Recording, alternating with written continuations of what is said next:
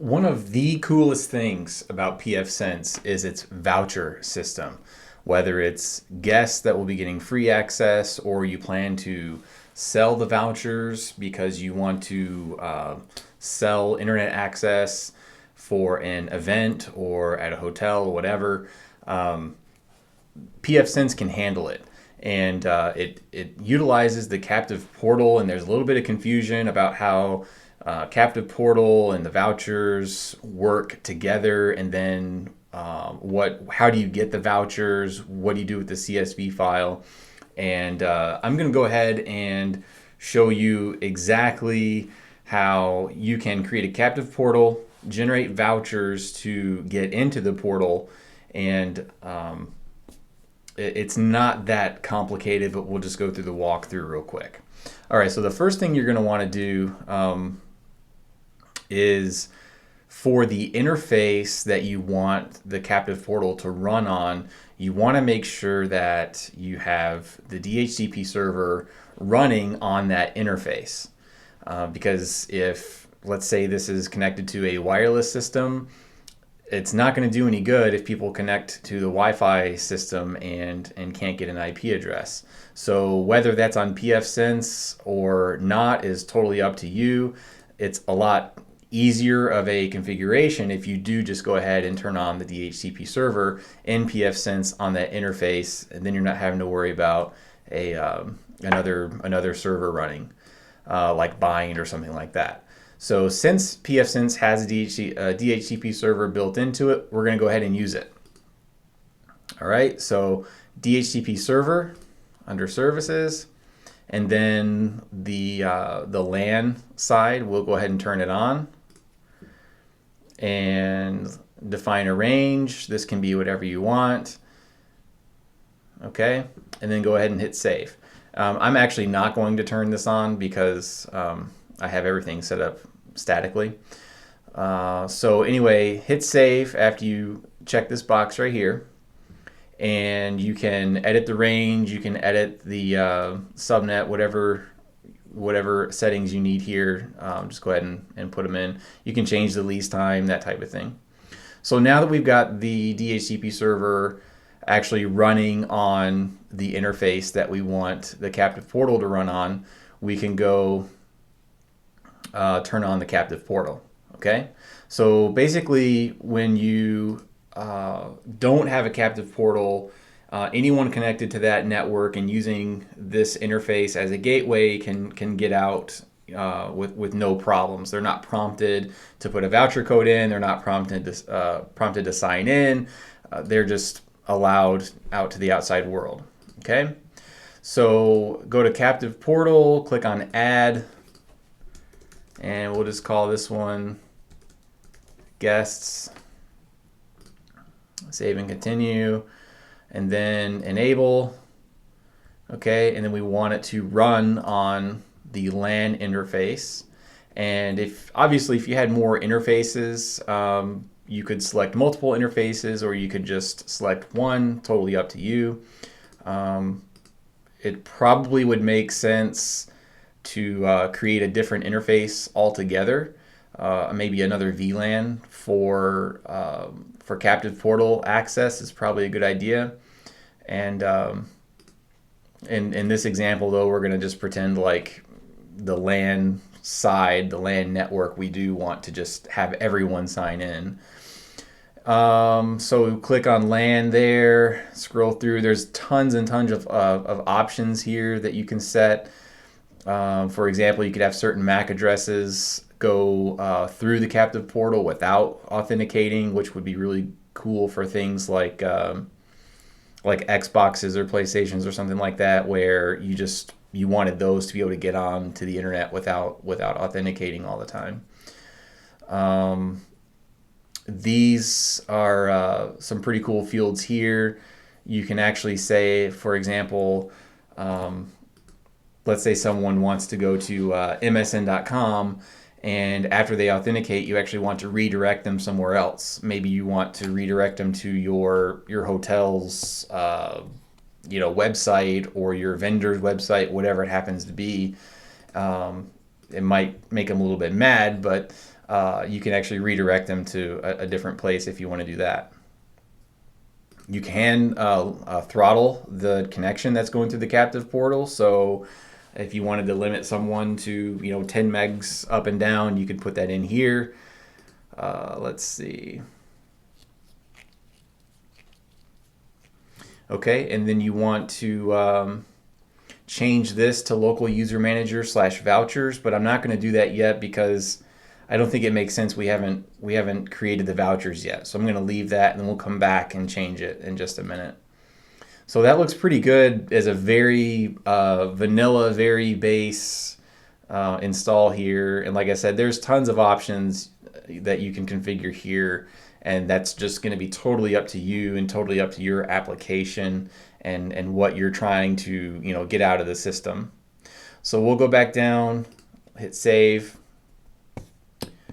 Okay, and so now we can click the edit button and you'll see that we have some things across the top here. Vouchers, that's where we want to go. All right, and so we check this box to enable the creation, generation, and activation of roles with vouchers. And again, you can get really down into this if you want to spend some time and customize it and configure it for you. The character set is pretty cool because you can actually what is in here is actually the numbers and letters that will be used to generate the voucher codes. So for example, if you wanted to eliminate certain characters, which by default it eliminates some of the more obvious ones like zeros and ones and L's. Those are kind of hard to differentiate. So you could say, you know what, I don't want to have to worry about people capitalizing the letters, because if someone gets a voucher ticket or if someone's reading the voucher code and they're just typing away, they may not know that it's case sensitive. So you could do things like just remove that altogether. And it's not a bad idea. Again, it depends on what you want and how many problems you run into. If people are constantly having issues with upper and lowercase letters, you may want to delete that. I'm not going to get into the roll bits and the ticket bits and the checksum or the magic number. So that's pretty much it as far as enabling you to actually start generating the voucher rolls. Okay, so like I said, you can add characters to this if you want to add characters and remove the ones you think might be a problem. So we'll click save, and now you can see that we actually have the add button here, and then let's see, roll number 1, and then you define how many minutes this role will actually be worth. So you would actually have a certain number of voucher codes, and all of these voucher codes would be worth a certain, or would be valid for a certain amount of minutes. So let's say that these are going to be 2-hour passes. All right, so we'll make it 120 minutes. Count, that is how many vouchers, how many codes we actually want to make in this role. We'll keep it short. We'll keep it 25. And then for the comment, you could just say, guests 2 hour, 2 hours. All right, so we'll save. And there we go. We have roll number 1. They're valid for 120 minutes. And we generated 25 vouchers or 25 codes. Okay, so you can click here to edit that, click here to delete this role, or click here to export this role to a CSV file. All right, so when you export that role to a CSV file, you can actually open it up in Excel or whatever you want. And you can see here it tells you the character set that was used. And and then here are the actual 25 voucher codes. Okay, so you can do really whatever you want with these codes. You can print them all out and create a stack of those, and then so someone at the front desk hands them out, or when someone pays, they get the voucher. It's a good idea, I think, to make sure that on the voucher code or the voucher slip that you actually say how long the code is valid for. Okay, that way, if you have a whole bunch of different times, let's say you have a 1 hour code, a 2 hour code, a 1 day code, and a 1 week code, it'd be nice if you had different stacks and they were labeled. Oh, you want to pay $5 or $10? Okay, that's you're going to get the 2 hour code, whatever. Maybe that's way expensive for internet. I don't know. But anyway, so with this CSV file, you can really import this and these codes into Word, or there's actually programs out there that will take a voucher code CSV file and have the little the thermal printer that will just print the next code every time someone requests one or pays for one. There's software that you just click the button and it'll spit out another voucher code. Okay, so and then as you use up these voucher codes, then you would come here and click add, and then just make another roll. This would be the exact same thing, and then you could just do another. Let's say oh wow, the 25 that went really fast, and now I want to do 200 because we're kind of burning through these things pretty quick. If you just hit save, then you can do the same thing. You can download the CSV file and import those 200 voucher codes into the whatever system you're using, or print them out, whatever. All right, so we've got the codes set up, but now we have to actually turn on how people are going to be putting these things in. So if we go back to configuration and scroll back down, we'll actually turn this on to local user manager / vouchers. That'll let people put the codes in. So save, and let's just make sure we got everything turned on here. Captive portal is there, and vouchers, we've got a few different options for vouchers. Okay. Now, one thing too with the vouchers, I believe it's, let's see.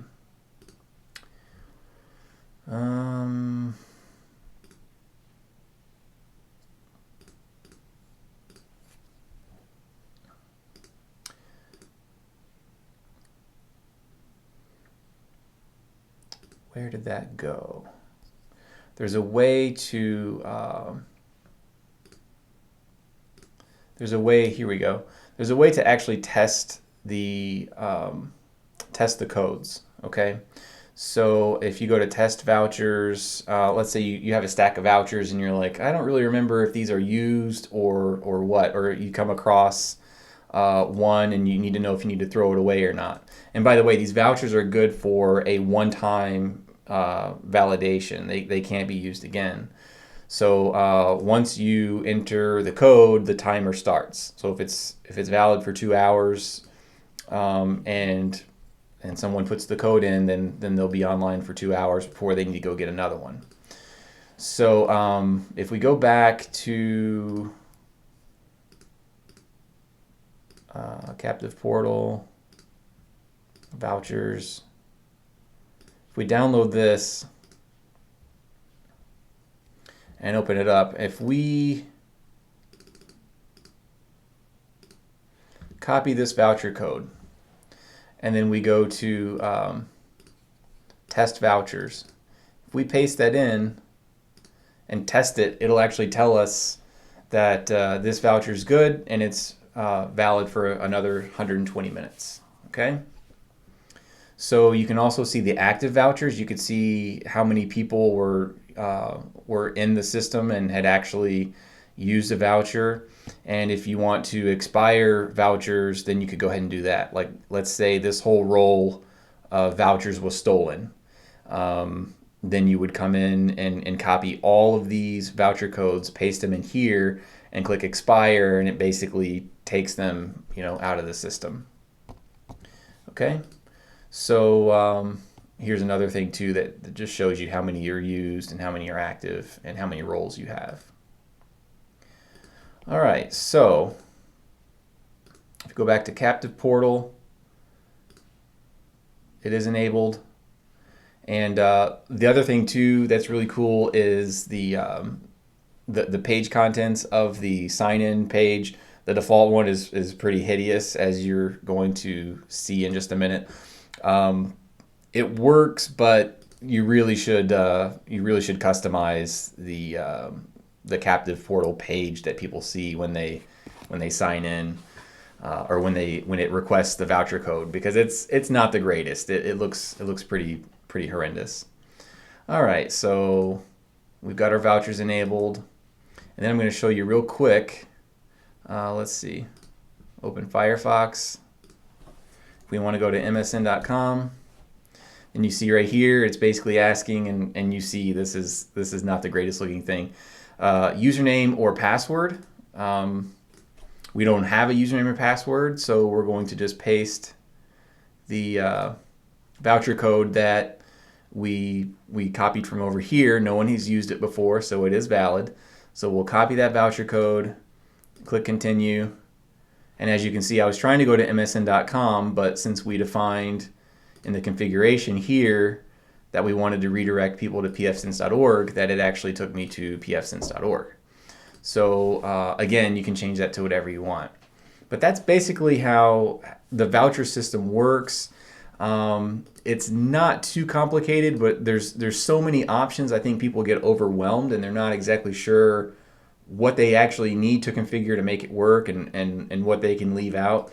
And the sky is the limit as far as the options here.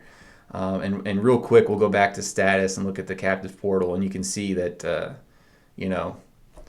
this shows me that this ticket is being used. And if I were to test that voucher now, it probably is going to say that I have 119 minutes left. All right, so we can go here, and we have one active, 24 already, and then the active voucher is this one. It's from roll number 1. Tells me the time it was activated and how many minutes are left. All right, so if I was a guest and I'd paid $5 for a couple of hours, I'd be good to go. I can come here and click around on the pfSense website and go check my email, whatever I want to do, and I would have 2 hours. And so like I said, you can when you go to Captive Portal and you're creating your voucher rolls, you could have different prices for different amounts of time. You could even do a quick 15-minute freebie voucher if someone just needed to get on for a few minutes. You could do something like that. And again, change the character set. If you have people with poor vision, or maybe they're not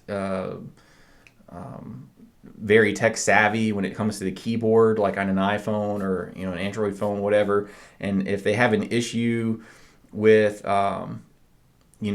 uppercase and lowercase letters and numbers, like I said, the 0 would be one you would obviously want to take out, because it'd be hard for people to know if it's a 0 or a capital O. Just adjust accordingly. And you can change these numbers. You can shorten these numbers if you don't want codes that are this long. These are actually kind of let's see if I can.